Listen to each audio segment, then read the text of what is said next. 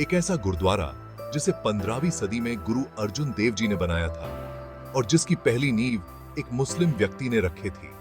2.5 ton दाल, 1 ton चावल और 500 litre दूध से भी ज्यादा राशन का इस्तेमाल कर गुरु के लंगर में 1 लाख लोगों को भर पेट खाना खिलाया जाता है, और वो भी बिल्कुल मुफ्त। हम बात कर रहे हैं अमृतसर में बसे श्री हरमंदिर साहिब के, जिसे आज हम गोल्डन टेंपल के नाम से जानते हैं।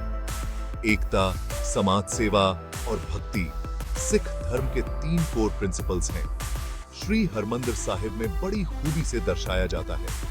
इस गुरुद्वारे में 4 दरवाजे हैं जो ये दर्शाते हैं कि ये गुरुद्वारा हर दिशा से सभी धर्म और जाति के लोगों के लिए खुला है। सिख धर्म के सबसे महत्वपूर्ण तीर्थ माने जाने वाले इस गुरुद्वारे का एक बहुत ही दिलचस्प और पेचीदा इतिहास रहा है, जिसमें कई राज छुपे हैं। एक कहानी के अनुसार पंजाब के एक राजा ने अपनी बेटी की शादी एक बहुत ही गरीब आदमी से कराई थी, जो कुष्ठ रोग से पीड़ित था और भीख मांगकर अपना गुजारा करता था। यहाँ से वहां भटकते रहते।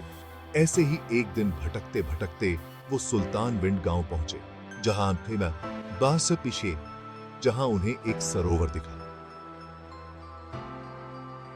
राजकुमारी के पति ने नहाने के लिए उस सरोवर में डुबकी लगाई और उसके बाद कुछ ऐसा हुआ जिसे देखकर वो चौंक गया। जल से बाहर निकलते ही वो पूरी तरह ठीक हो गया था। उसके शरीर से कुष्ठ रोग पूरी तरह गायब हो गया।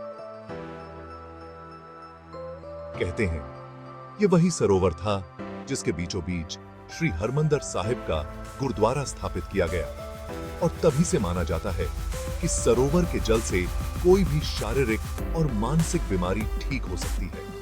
1577 में गुरु रामदास जी ने इस गुरुद्वारे में लंगर की शुरुआत की थी, जिसमें हर धर्म और जाति के लोग एक साथ बैठकर खाना खा सके, और आज भी इस परंपरा को पूरी श्रद्धा के साथ निभाया जाता है।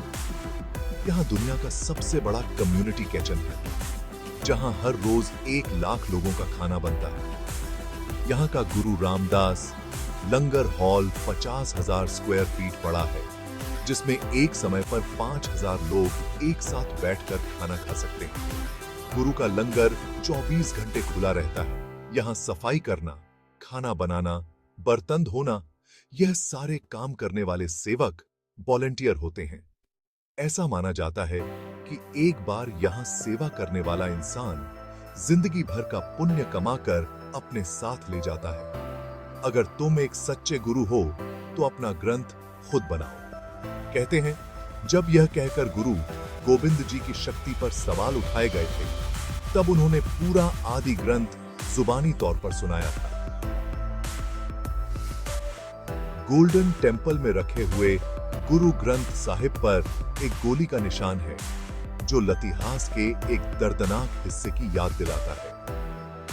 1984 जब यहां आतंकी डर फैला हुआ था, एक खतरनाक अटैक हो रही था, जिसने गोल्डन टेंपल और यहां रखे गुरु ग्रंथ साहिब जी को जख्मी कर दिया था। 1984 इंडिया, दंगे, बॉम्ब ब्लास्ट, प्रोटेस्ट जैसे कई खतरे देश पर मंडरा रहे थे।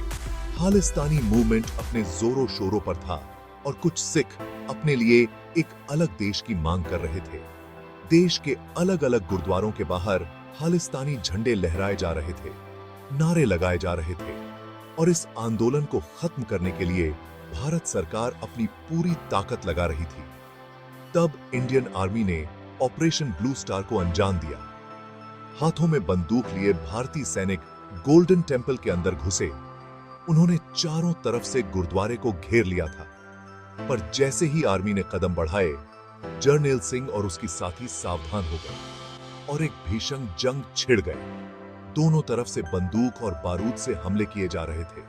16वीं सदी के शुरुआत में श्री हरमंदिर साहिब का महत्व काफी ज्यादा बढ़ने लगा था, और पंजाब के कई लोग एक साथ आकर इस गुरुद्वारे में समय बिताने लगे थे, जिससे मुगल सल्तनत के मन में डर पैदा होने लगा और सिख अंपायर और मुगल सल्तनत के बीच तनाव बढ़ने लगा। इसी बीच जब मुगल बादशाह जहांगीर के बेटे खुसरो ने मुगल सल्तनत के खिलाफ बगावत की, उन्हें सजा दिलाने और पंजाब के लोगों का हौसला तोड़ने के इरादे से 1606 सीई में जहांगीर ने गुरु अर्जन को बंदी बना लिया। जहांगीर के कैद में उन्हें तपते हुए तवे पर बिठाकर उनके शरीर पर रेत डाली जाती, उनके हाथ और पैर बांधकर उन पर कोड़े चलाए जाते। कुछ इस तरह पूरे 5 दिनों तक उन पर अत्याचार करने के बाद उन्हें नदी में फेंक दिया गया, जिसके बाद वो कभी किसी को नजर नहीं है। मुगल श्री हरमंदिर साहिब को अपने कब्जे में लेने की कोशिश करने लगी। गुरुद्वारे में प्रार्थना करने और सरोवर में डुबकी लगाने पर सख्त पाबंदी लगाई है। उन्होंने गुरुद्वारे में तोड़फोड़ करी और यहाँ के पवित्र सरोवर को रेत से भर दिया। लेकिन बाहरी ताकतों के दबाव से जूझ रही मुगल सल्तनत ने 16वीं सदी के अंत तक पंजाब पर से अपनी हुकूमत खो दी और जल्द ही सिखों ने एक साथ मिलकर गोल्डन टेम्पल की मरम्मत की। पर 17वीं सदी में एक और बार इस गुरुद्वारे पर खतरनाक हमला हुआ। 1757 दुरानी सल्तनत का सुल्तान अहमद शाह अब्दाली ने अपने कमांडर झाखान और 5000 लोगों की फौज के साथ गोल्डन टेम्पल पर हमला किया।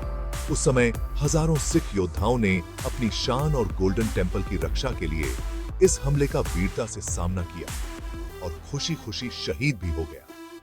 उन्हीं में से एक थे बाबा दीप सिंह, जो दुरानी सल्तनत के खिलाफ लड़ते लड़ते शहीद हो गए। वो पूरे शरीर पर गहरे घाव लेकर भी दुश्मन से लड़ते रहे। बाबा दीप सिंह ने कसम खाई थी कि वो अपनी आखिरी सांस गुरुद्वारे में ही लेंगे। वो आखिर तक लड़ते रहे और फिर जख्मी हालत में अपनी खून से सनी रंगी तलवार लेकर गुरुद्वारे के द्वार पर आ गिरे, जहां उन्होंने अपना दम तोड़ अब्दाली ने अभी भी हार नहीं मानी थी। उसने गुरुद्वारे को तहस नहस कर दिया और फिर एक गाय को बड़ी बेरहमी से मार डाला। उसके टुकड़े करके वहां उस पवित्र सरोवर में फेंक दिए। 19वीं सदी अंग्रेज पंजाब को टुकड़ों में बांटने की कोशिश करने लगे और सबसे पहले उन्होंने यहाँ के गुरुद्वारों पर कब्जा किया। श्री हरमंदिर साहिब में अंग्रेजों द्वारा रखे गए महंत ही जा सकते थे। इसी दौरान गोल्डन टेम्पल से गुरु गोबिंद सिंह जी की तलवार और असल गुरु ग्रंथ साहिब को लूटकर इंग्लैंड के म्यूजियम में ले जाया गया। तब ब्रिटिशर्स के अत्याचारों के खिलाफ सिख धर्म के लोगों ने गुरुद्वारा रिफॉर्म मूवमेंट चलाया। 5 सालों तक एक लंबा संघर्ष चला और आखिरकार ब्रिटिशर्स की हार हुई। श्री हरमंदिर साहिब में अंग्रेजों की हुकूमत सच आजाद हो गया। हर दिन लाखों की संख्या में लोग गोल्डन टेम्पल में आशीर्वाद लेने आते हैं। कई बार जख्मी होने के बाद भी खड़े होने वाले इस गुरुद्वारे को अपने आप में त्याग और आजादी का प्रतीक माना जाता है। आपके इस पर क्या थॉट्स हैं? हमें कमेंट्स में जरूर बताएं। मिलते हैं फिर अगले वीडियो में दोस्तों।